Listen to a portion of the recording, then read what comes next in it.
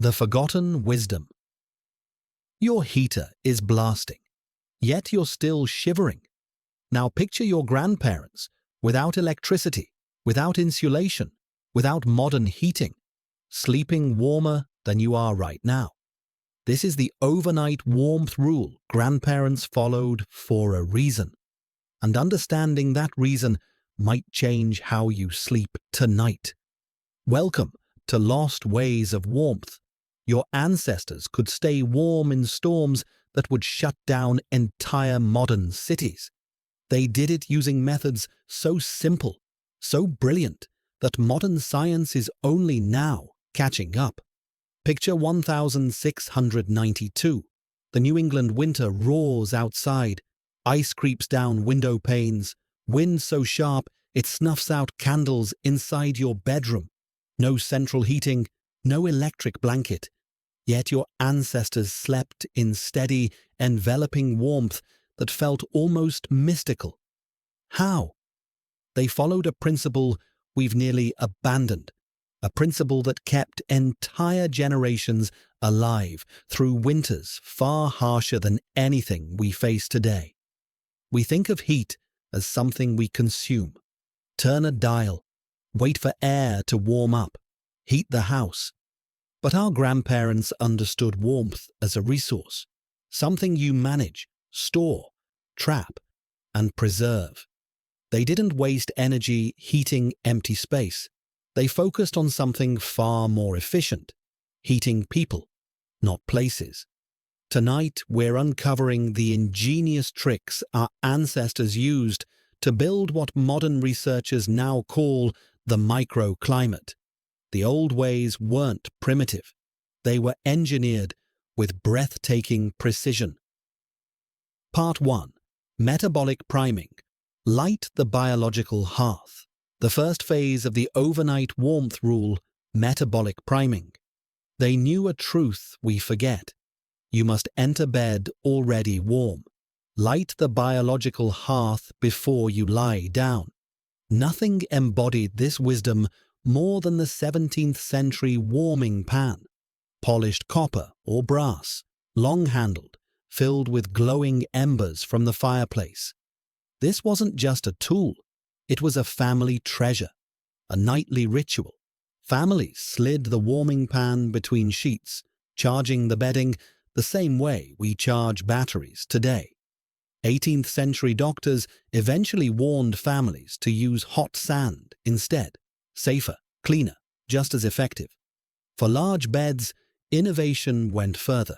The bedwagon or the monk, a wooden arch placed beneath blankets, allowing a pot of fuel to radiate heat without letting fabric touch flame.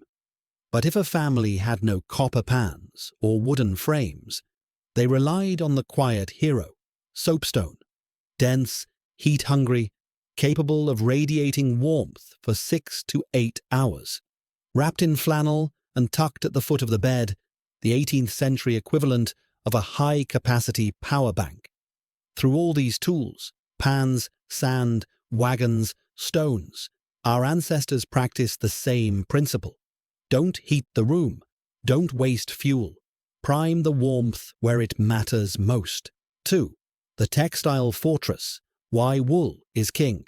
The second phase, something our grandparents mastered so instinctively that modern science is only now beginning to understand it. They built the textile fortress. Once heat is created, survival depends on trapping it. And nothing traps warmth like wool. Wool isn't just fabric. It's natural engineering. Look closely at a single wool fiber, and you'll see tiny crimped ridges twisting like springs.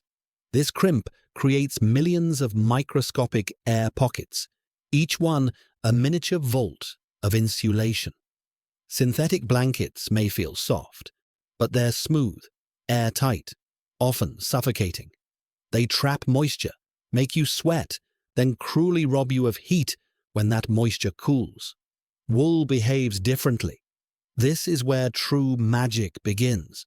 Wool performs an alchemical trick called heat of absorption. When wool absorbs moisture, vapor, sweat, breath, room humidity. It triggers a microscopic chemical reaction that releases heat, not traps it, releases it. 1 kilogram of merino wool can generate as much warmth over 8 hours as an electric blanket on low. Your grandparents didn't have the term heat of absorption, but they understood the experience. Wool kept you warm when the room was freezing. Wool kept you dry when you perspired. Wool kept you alive. In the colonial era, cotton kills in the cold. Cotton absorbs moisture like a sponge. Once wet, it collapses, clings to skin, and draws heat away like an icy hand. Wool can hold nearly a third of its weight in moisture without feeling damp. The fiber structure lifts moisture from your skin, locks it into its core, and continues producing gentle warmth. That's why frontier families, Arctic explorers, and shepherds trusted wool with their lives. Ever woken up feeling clammy, chilled, or inexplicably uncomfortable, even though your blanket felt cozy when you first got into bed? That's not you. That's your modern bedding failing the overnight warmth rule. Part 3. The architecture of sleep. A room within a room. The third phase, one of the most ingenious solutions ever invented. This shifts from what you wear to where you sleep. The silent masterpiece of ancestral engineering. The architecture of sleep. At the heart, the canopy bed. Today we think of canopy beds as luxury, ornate posts, flowing curtains, something for palaces. But historically, the canopy bed was born from raw necessity. In medieval castles, drafty colonial homes, and cabins where walls rattled under winter winds, a canopy bed became a room within a room. Families didn't try to heat the entire chamber.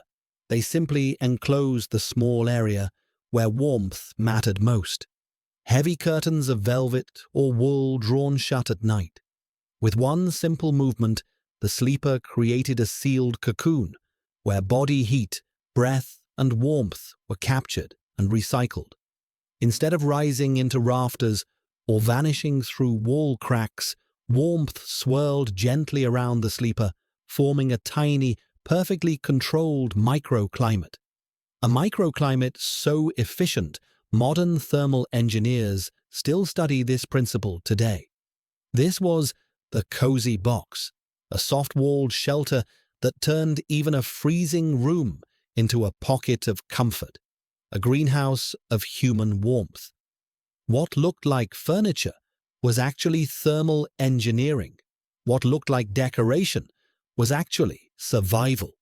Your ancestors weren't just surviving the cold. They were designing their own microclimate, one night at a time. Part 4. Modern science confirms the rule. You might wonder, this sounds fascinating, but I live in a modern home. How does this help me tonight? Here's the twist. Modern sleep science has proven that our grandparents, without labs or gadgets or thermal imaging, were absolutely right. Their instincts perfectly align with what researchers now call the 3 microclimates. To fall into deep restorative rest, your body must lower its core temperature by about 1 degree. If the air around you is too warm, too humid, or too stagnant, your heart rate rises, your sleep fragments, and you wake tired even after 8 hours. First layer, the mattress skin microclimate, where heat and humidity accumulate fastest. When this overheats, your entire body struggles to regulate temperature. Our ancestors used wool mattress pads not for softness, but because wool breathes, insulates, and wicks moisture away. It kept that critical first layer dry and stable. Second layer, the pajama skin microclimate, the most influential layer of all. This touches your body directly and regulates everything from humidity to thermal comfort. Loose-fitting garments made from natural fibers, linen, cotton, flannel, especially wool, allow your skin to balance heat naturally. Synthetics, no matter how cozy they feel at first, trap moisture, spike temperature, and break the overnight warmth rule instantly. Third layer, the skin duvet microclimate, your thermal cocoon. Science says the perfect temperature inside this layer is 31 to 34 degrees Celsius. Too much heat and you sweat. Too little and you shiver. A properly layered wool blanket doesn't just insulate, it buffers you, stabilizing temperature like a living thermostat. Your grandmother didn't study thermal physiology. She didn't read peer-reviewed sleep papers. She simply used wool blankets, flannel pajamas, and cracked her bedroom window open just a little to keep the macroclimate cool. Without knowing it, she was architecting the exact sleep environment that modern researchers now recommend. 3 microclimates, 3 layers of ancient wisdom. Perfect sleep has nothing to do with heating the entire house and everything to do with mastering the tiny world that exists just millimeters from your skin. Conclusion: bring the rule home tonight. So what can we learn from this forgotten rule? Stop trying to heat your entire home to 75 degrees all night long. It drains your wallet, harms the planet, and works against the biology of healthy sleep. Our ancestors weren't weak or primitive. They were efficient. Warmth doesn't come from filling a room with hot air. It comes from focusing heat exactly where it's needed. Heat the person, not the place. That ancient philosophy is still the most effective system we have. Applying it today is simple. Invest in a good wool blanket, something with real weight and breathability. Try priming your biological hearth with a warm bath or cup of golden milk. Turmeric, nutmeg, and warmth signaling your body it's time to wind down.